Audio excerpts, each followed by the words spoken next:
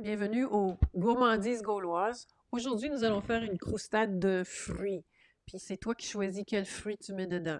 J'avais suggéré des pêches, mais les pêches sont pas en saison au moment où je fais la recette.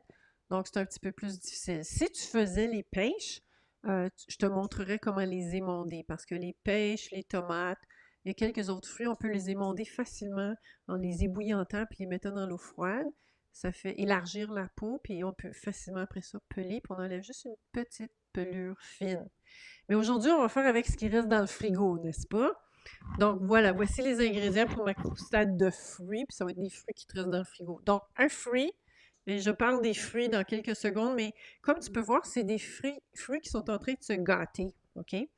Donc, ils sont plus très très beaux, ils sont pas tellement appétissants, mais on peut faire une très très belle croustade avec ça. Je vais vous montrer tantôt comment les parer. Tu as besoin de quelque chose de sucré. Donc, moi, j'ai choisi le sirop d'érable. Mais si tu n'as pas de sirop d'érable, ça peut être du miel, ça peut être du sucre brun. Le sucre brun, en fait, c'est ce qu'on met traditionnellement dans la croustade de pomme. Moi, j'ai choisi le sirop d'érable, il me reste un petit peu, là, puis je voulais l'épuiser. Euh, puis, ouais, c'est du miel et du sucre, ça irait aussi. Ensuite de ça, je me le mettrai pour ne pas l'oublier. On a besoin de la farine de blé entier, mais on va en deux parties. Donc, ben, farine de blé entier ou farine tout court, OK? Moi, c'est comme un mélange. C'est une farine blanche qui a du son mélangé dedans, fait que je vais avoir mes fibres. Donc, voici 3 cuillères à soupe. Puis tantôt, je vais avoir besoin aussi d'une tasse complète de cette farine que j'ai choisie. Ensuite, on a besoin des flocons d'avoine, quand même une grosse quantité. Donc, une et une demi-tasse de flocons d'avoine. Euh, Flocons d'avoine, on sait tous que c'est très, très haut en fibres. Puis d'autres nutriments qui sont très importants puis qui sont bons pour régulariser les sucres dans ton sang. C'est aussi très, très bon pour les gens qui ont des problèmes cardiovasculaires, de circulation et tout le tralala. Puis ça peut prévenir le diabète à long terme, diabète type 2. Ensuite, on a les épices. Mais c'est à toi à choisir les épices que tu aimes. J'avais écrit de la cannelle, qui est un peu standard, là. Je vais vous montrer ma... Donc, la cannelle, c'est assez standard. Tout le monde aime pas mal ça. Ça peut même remplacer le sucre jusqu'à un certain point. Donc, tu peux te servir de cannelle. Je me sers de cannelle aujourd'hui, mais parce que c'est surtout des poires que j'ai prises aujourd'hui, je me suis servi de... Attends, je cherche mon contenant. De gingembre aussi. Mais le gingembre, j'aurais pu le prendre frais, mais c'est un petit peu plus piquant quand c'est frais. Donc, j'ai choisi de prendre une version séchée, qui est un petit peu plus douce. Parce que je trouve que ça va bien avec les poires. Mais ça, c'est moi, là. C'était pas écrit dans la recette, c'est à vous de choisir. Et on a besoin du beurre. OK? Ben, je vais commencer avec le beurre dans quelques minutes, là. Notre fameux beurre qui devrait être très froid. C'est beau? On commence, c'est pas très long, tu vas voir. Un petit rappel à propos du beurre. Tu peux mesurer facilement avec l'emballage d'habitude. Puis on a besoin pour cette recette-là, ici, on a besoin d'une demi-tasse. Donc, c'est pas beaucoup, une demi-tasse, là. C'est à peu près 2,5 cm à peu près. OK? Peut-être un peu moins, là. Mais c'est bien écrit sur le beurre. Encore une fois, c'est comme notre pâte. Il faut qu'il soit assez froid pour que tu puisses le manipuler. Puis, je vous demande d'utiliser un couteau à pâte, mais tu n'es pas obligé d'utiliser un couteau à pâte. Je vais te montrer deux techniques, OK? Donc, si j'utilisais le couteau à pâte, j'aurais pris mon bloc ici de beurre, puis j'aurais fait des petits carrés comme ça, OK? Puis on va les mettre tout de suite dans le fond, là.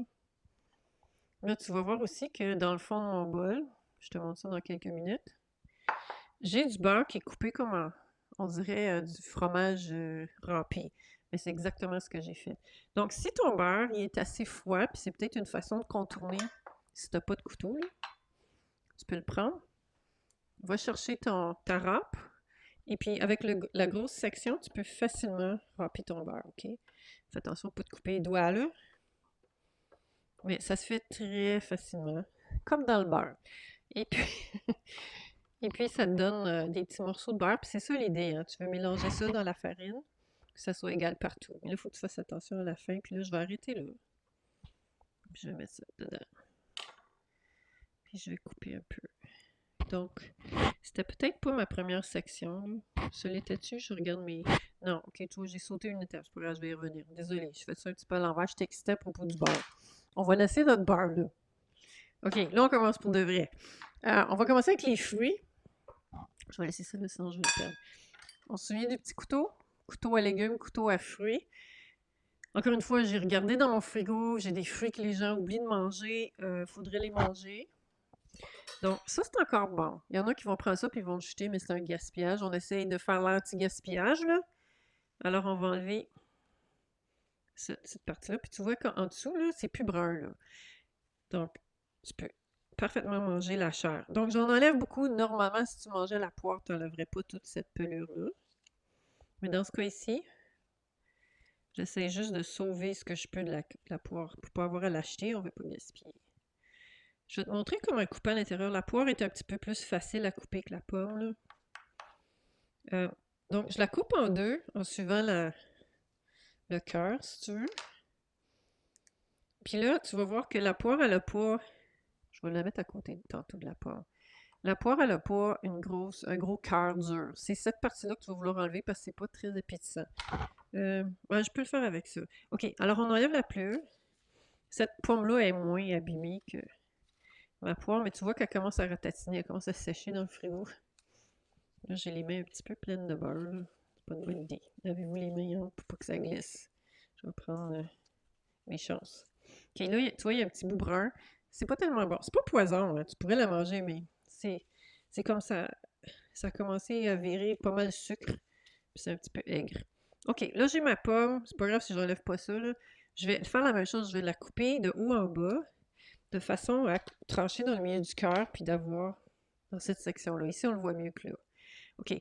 Tu ne veux pas avoir cette section-là qui est dure. Je te le montre avec la pomme parce que c'est plus facile à voir, là. Donc, je vais couper une autre fois parce que c'est très dur pour moi d'aller creuser puis d'enlever le cœur. On va se faciliter la tâche. Vraiment, là, laisse-moi 2 secondes, je vais essayer ma main parce que ça glisse. Pas très côté, comment je pourrais dire ça? Sécurité, là. J'ai pas tous mes points aujourd'hui. OK. Donc, là, je l'ai coupé, puis même tu pourrais le recouper une autre fois, mais ça facilite, ça vient de faire une arête. Puis là, c'est bien plus facile pour moi de prendre mon petit couteau, là, puis là, d'aller... Faites attention si tu coupes. Ça, c'est parce que j'ai beaucoup d'expérience. Peut-être que tu ne veux pas le couper de même. Je te montrerai comment tu devrais le couper, là. Là, j'ai enlevé la partie qui est dure, qu'il n'y en a plus ici. Puis là, je pourrais faire un petit morceau comme ça. Je vais le pitcher avec ma poire. Voici ce que je te recommande de faire, toi, parce que moi, je l'ai fait d'une façon qui est peut-être pas sécuritaire pour toi. Donc, OK, je le couperai une autre fois. Non, tu coupes pas vers tes doigts, tu coupes vers la planche à couper. Puis là, même chose ici, je couperai vers la planche à couper. Puis j'ai enlevé la partie qui est dure, qui n'est pas très appétissante, que mes chiens probablement aimeraient grignoter, mais je leur donnerai pas aujourd'hui. Puis là, ben, OK, il reste un petit peu de peau sur le dessus, je l'enlève. Donc, qu'est-ce que j'ai fait le temps que je coupais, là? Parce qu'on sait très bien qu'est-ce qui arrive si tu coupes des pommes et des poires. Puis c'est déjà arrivé un petit peu, mais pas trop. Ils vont rouiller, si tu veux, OK? Ils vont s'oxyder. Donc, c'est ça, c'est vraiment, c'est rouillé. C'est comme du fer que tu mets à l'air puis à l'humidité. Il y a une réaction chimique qui fait que ça devient un petit peu comme brun. C'est moins intéressant.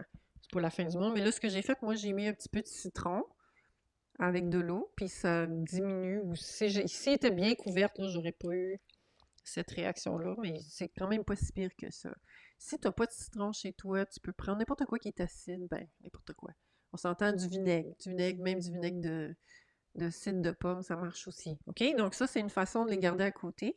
Maintenant, si tu n'as pas de fruits qui sont en train de se gâter ou des fruits frais, tu pourrais prendre des fruits congelés, comme j'avais un paquet de pêche congelé, mais je vais le garder, ça, OK? Parce que ça, il fallait vraiment que je m'en serve aujourd'hui. Euh, c'est très bon avec des pêches puis des bleuets, là. Quand c'est en saison, vers la fin là, de juin, juillet, des fois un peu plus tard, ça dépend, c'est vraiment bon. Donc, t'es pas obligé de le faire avec des pommes et des pois. Encore une fois, on s'en sert pour vider notre frigo cette fois-ci. Euh, en boîte de conserve aussi. Tu enlèverais le sirop, mais si le sirop, il y en a un petit peu, tu pourrais en garder même pour ajouter du sucre, mais mets pas tout le sirop, ça va être trop liquide. OK, ça c'est mes fruits. On va faire, on est censé de mettre dans le bol.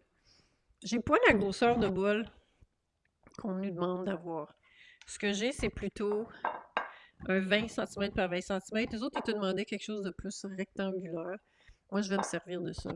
Mais avant de faire ça, là, la gang, on nettoie notre aire de travail. Parce que j'ai tendance à pas faire quand j'enregistre, là, mais ce serait une bonne idée. Donc, on fait ça rapidement. OK. Donc, je prends mon bol, et c'est-à-dire mon moule, et on nous demande d'y mettre... il faut qu'il soit graissé. OK. Je vais pas... Tu pourrais prendre un petit peu de beurre, mes mains sont super propres. Tu pourrais le graisser comme ça. Si tu veux pas mettre ta main dedans, tu pourrais prendre le papier serré. C'est juste pour pas que ça colle dans le fond. J'imagine pour pas que ça brûle non plus. Ensuite, tac, tac, tac. Ah oui, sirop d'érable et 3 cuillères à soupe de farine. Donc, voici mes 3 cuillères à soupe de farine. Ça, c'est mon sucre. Donc, t'en mets comme tu veux vraiment, là, mais ici, on te disait le curateur. On va être généreuse. Tu peux ajouter ton sucre brun à ce moment-ci. Et, bon, là, ça ne disait pas combien de fruits, mais c'est toi qui gères, là, OK?